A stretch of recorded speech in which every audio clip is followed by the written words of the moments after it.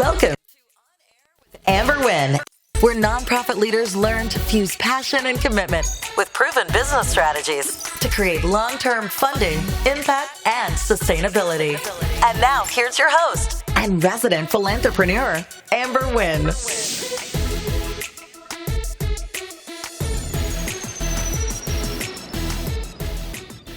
Hey fam, it's your girl, Amber Wynn, and we're back. And today we are talking about a very important subject, how to prevent high staff turnover. Now, the nonprofit sector does a lot of good, amazing things to improve the community, but it's also responsible for doing a lot of harm, in particular to the staff that it employs. And I'm going to use employ lightly because a lot of nonprofits don't pay their staff what they're worth. Some of that has to do with the fact that they're not informed about how to bring in and generate multiple streams of revenue.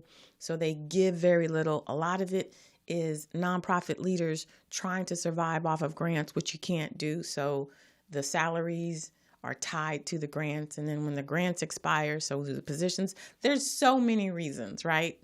When we come back from our first commercial break, we're going to dive in to the causes for high staff turnover and then how to prevent it. All right. So when we come back, we'll get to the topic. Starting a new career in a new sector with unfamiliar job titles and new jargon can lead to frustration and burnout. What if you had an easy way to get up to speed, to learn the key elements of successful nonprofits, and the critical steps we should all take to maximize our impact? Introducing the Nonprofit Essentials Certificate, 3 short, interactive courses that cover 3 critical areas. What makes a nonprofit, how nonprofits raise money, and skills needed to build a thriving career in the nonprofit sector. Interactive exercises and actionable advice from nonprofit experts help bring clarity to key concepts, and the end of the course exam tests your knowledge so you can earn a certificate and badge, and then quickly put your new knowledge into practice. The best part? The Nonprofit Essentials Certificate is 100% free. Thousands of learners have already earned their certificate, making this our most popular set of courses in Nonprofit Ready. Register at nonprofitready.org and get ready to accelerate your impact and your career.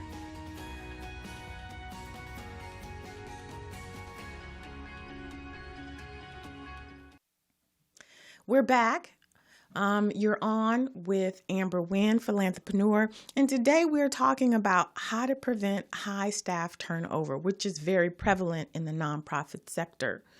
What are the causes? Well, typically you will find nonprofits trading people's passion for pay and equity. What does that mean? That means that people come to nonprofits because they believe in the cause, because they believe in what you're doing. And sometimes we sort of take advantage of that. We know that people are committed to their communities. We know that people are committed to their jobs. And so we just give them just enough to survive.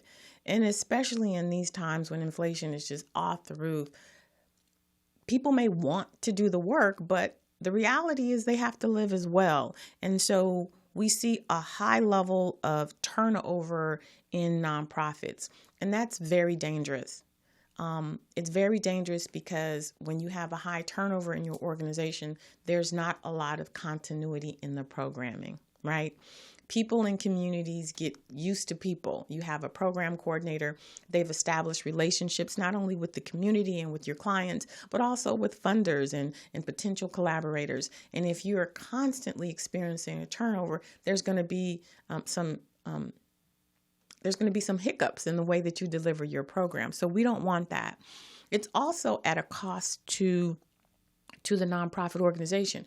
When you invest time and energy training your people, when they leave with that institutional knowledge.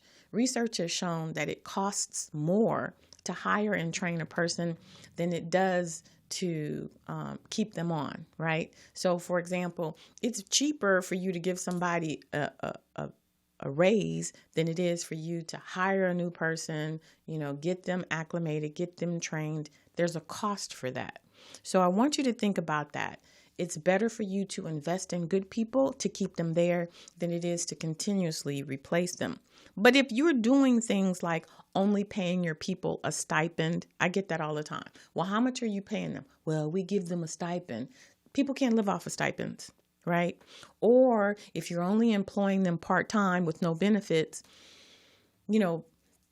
people have dental issues and people have eye issues, and everybody wants to make sure that they can get some medical coverage. Like, come on, right?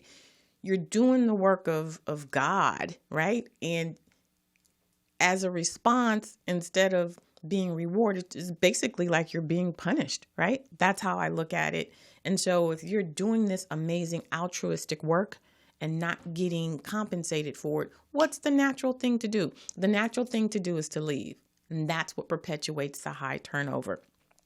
Another reason why people get leave is because they're burnt out. What happens when one person quits?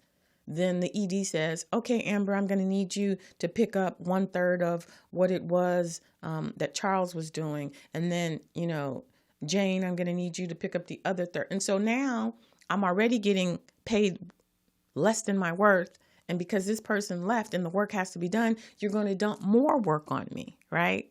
So that is another reason why people quit. It's like, listen, I'm already doing my job, not getting paid for it. These people leave and then you dump more on me. So I want you to think about that. It's not enough to say this is our mission or the community needs us. What you have to do is put yourself first. We talked about that in a previous episode. Then you need to put your staff second, meaning the decisions that you make, the things that you do are driven by good intentions, right? And making sure that you take care of your people. That's what I really want to say. You may have good intentions, but you don't have the money. I get that. But making sure that you do what you can to create a strong infrastructure, because that's what it comes down to.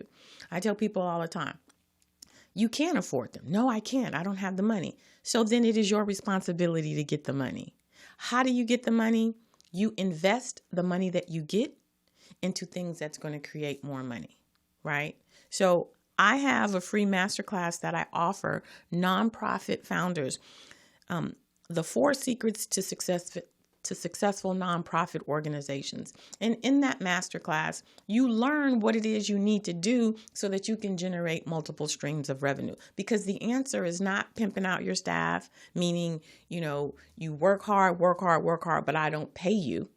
That's not the solution. The solution is for you as the nonprofit founder, as the executive director, to learn how to increase your revenue. That is the solution. That's how you put your people first.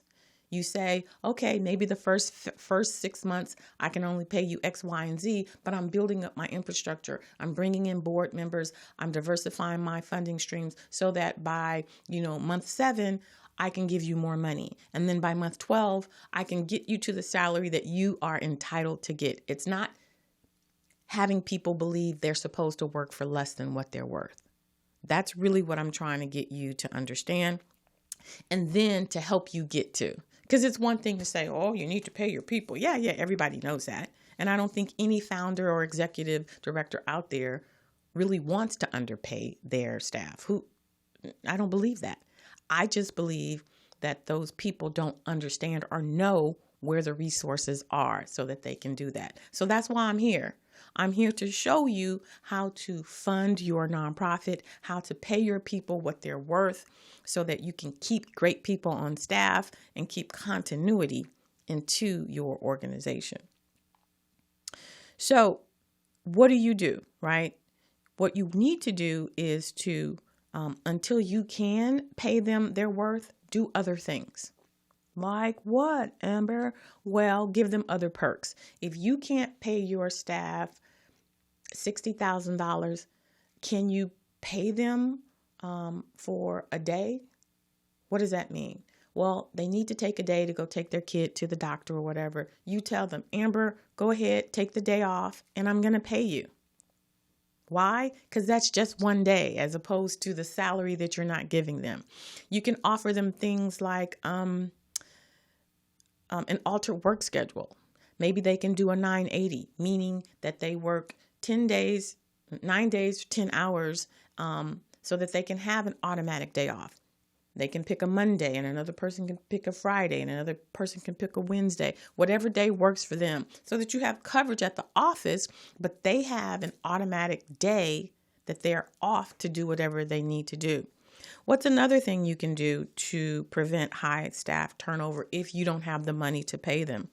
Well, maybe you can pay for a workshop, a training. A person says, I really want to learn social media, and there's this course for $149. And you say, well, bet. I'm going to pay for that. It's just $149. You get to help them increase their skills, and you also get to probably benefit from that. If they're going to learn social media, then they're going to bring it back to the organization likely. So you could pay for some type of education.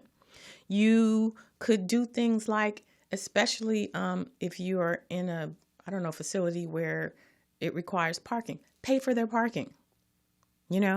Instead of paying $200 extra a month for salaries, you pay $200 once, and or maybe you can do some type of recognition program. Employee of the month gets to park in, a special place, so they don't have to drive around looking for parking. You get one parking assigned to your organization. Let them park there. Yes, you're the founder and the executive director, but if this is a guaranteed spot, it's one way to demonstrate to your staff, okay, you're the employee of the month, everybody's voted on it, and you get to park there for 30 days and you rotate. That at least shows them that you're acknowledging their work, their commitment to the organization. You could also do other things, simple things like praise them, right? If you have a newsletter, do an article on your staff and say, Amber is an amazing individual. This is how committed she is to the community. This is how committed she is to the organization.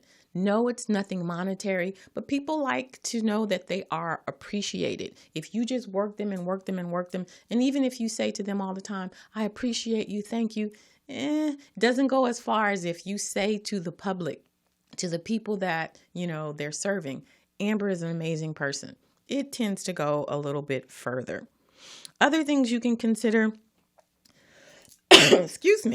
is purchasing some tickets or getting some tickets donated. Because you're a 501c3, if you reach out to a company and say, hey, could you donate some tickets to my organization? You could potentially get a tax write-off. They'll do it. So get some tickets donated to a concert or from a concert or tickets donated to an amusement park or something like that.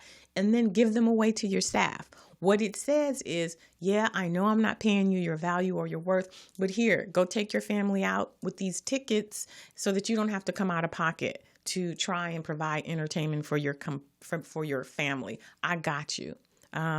You can do that, or give them comp time. I know that you worked extra long on Saturday. Take Wednesday off. These are the things that says to your staff, I see you. And I value you and I appreciate you. Right now, I'm not in a position where I can pay you your value or your worth, but I can give you a little token of my appreciation. You can do things like mentor. Bring your staff in and say, what is it that you'd like to do? What's your end game? Where would you want to be? Maybe the person is a coordinator and they say, well, eventually I'd like to be an executive director like you. Then you say, bet. Let's create a mentoring program where I give you certain tasks that if you were to interview for an executive director position, you can say you've had experience doing. What does that do? No, I can't pay you, but I know you're not going to be here forever. And when you leave, I will help you to be qualified for those positions. So maybe every quarter you focus on something. Well, I'm going to teach you how to do accounting. Well, I'm going to teach you how to, write a grant. Well, I'm going to teach you how to network. I'm going to teach you how to develop a program. Whatever it is that this person is interested in doing, mentor them. Mentor them as a way to say, I believe in you and I believe in your dreams and your goals, and I'm going to help you get there. And then finally, if they are excited about something, sometimes you get into a position and you just, I don't know, it's rote. And if they come to you and say, hey, Amber, I was thinking, what if we started a drill team? Now, that may not be a part of their job description, but if they're excited about it, why not let them do a pet project? You would say, of course, well, that's wonderful as long as you don't, as long as you keep doing your job at the level that you're supposed to, I'm more than happy for you to do this project. That's going to keep them connected. That's going to keep them excited. And if they bring it to you, don't bring it to them and say, hey, Amber, how'd you like to do this extra project? No, that's more work. You want to find out what gets them excited. Maybe during one of your check-ins, say, hey, Amber, how are you doing? And they may be like, oh, I'm okay. Well, what would you like to do? Give them a pet project so they can get excited about it, so they can bring new energy. These are some of the non-financial ways that you can help to prevent high staff turnover. It's about engagement, right? I've also done things like, if a person says, I'm just overworked and I'm burnt out, I'll say to them, well, what if we got you an intern? This person can come in and do specific project-based things because, your county, your city, they typically have these work-based projects where they will pay interns to come into your organization. And it doesn't cost you anything, but it helps to alleviate some of the stress from your staff member. So all this to say, we really want you to look at ways to keep your staff engaged, committed, and not overworked, right? If it's non-financial, sometimes just praising your staff goes a long way. But there are other things you can do to help alleviate the load. But if you want to learn more, like I said, join me with my free masterclass, 4 Secrets to a Successful Nonprofit, and I can lay out specifically for you what it is that some of these other nonprofits do who are successful to help keep their staff who they've invested time and energy training, and what they do to generate revenue, diversify funding streams, all of that. Because I only have a half hour here on the podcast, but I have courses where I actually walk nonprofit founders through some of these topics that I'm talking to you about. All right, so we're going to pause, but when I come back, we have a question from Denise about the difference between collaboration and partnership when I return. This is you, and this is your business. From invoicing your first client, to your 10th client, to your 100th client. You'll need to get paid quickly.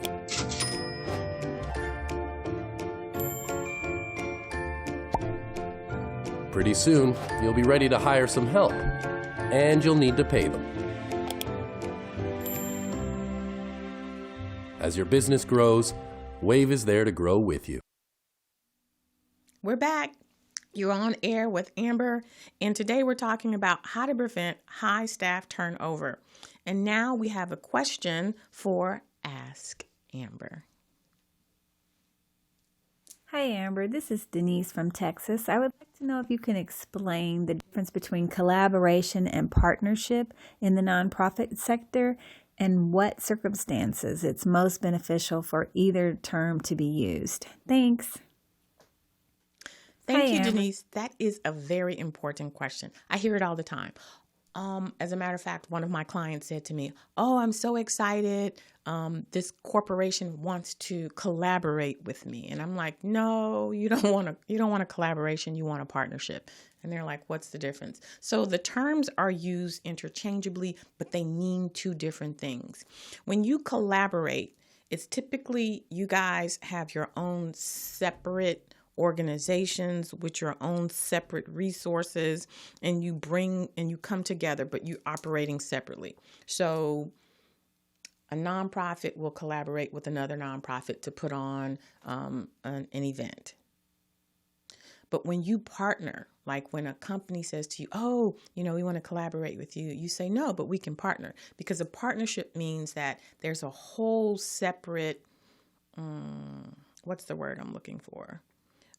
There's a commingling of resources, meaning that the corporation is going to give you money in order to work with you. So a partnership, when I do my corporate sponsorships, I never say collaborate. I say, we'd love for you to be a community partner. Partner suggests partnership, and partnerships means that you are giving resources to my organization. We can partner on a project. That means you're going to give me money. So the circumstances in which you use it is if you collaborate with another nonprofit because maybe you're going to use your space and then the person's going to deliver it, that's a collaboration. It washes out. But when people want to leverage who you are in the community and your connection in the community, they need to pay to play. A corporation will always say, oh, we want to collaborate with you. You don't want to collaborate them. You want to form a partnership. And in the partnership, you're happy to leverage your connections with the community. You're happy to get them in front of your constituents, your clients, the people that they can't reach. They got to pay you though. So collaboration is when everybody's equal and they're bringing the same things to the table. A partnership is when an organization or a company brings resources, i.e. pay to play, in order to leverage the connections or resources that you have.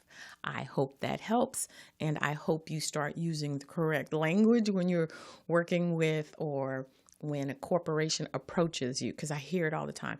Oh, they want to collaborate. No, honey. No. All right. I'm going to get off that soapbox. It's one of my pet peeves. Next, we are moving into the section that I enjoy the most, which is, spotlighting our nonprofits, the hardest working people in the world. Today, we are going to spotlight Inner City Youth Orchestra. The mission of Inner City Youth Orchestra is to cultivate musical expression as a vehicle for personal development and to bring to fruition the full musical and academic potential of young inner city residents of Los Angeles. I don't know if y'all know it, but I love classical music. I love strings, and it's something that I learned when I was in college because I could have it as my background music without it distracting me. I'm not the type of person who can listen to R&B or neo soul and not start singing the words. So I learned to have a deep appreciation for classical music, and it excites me that we are bringing this musical option into our communities. So let's check out Inner City Youth Orchestra.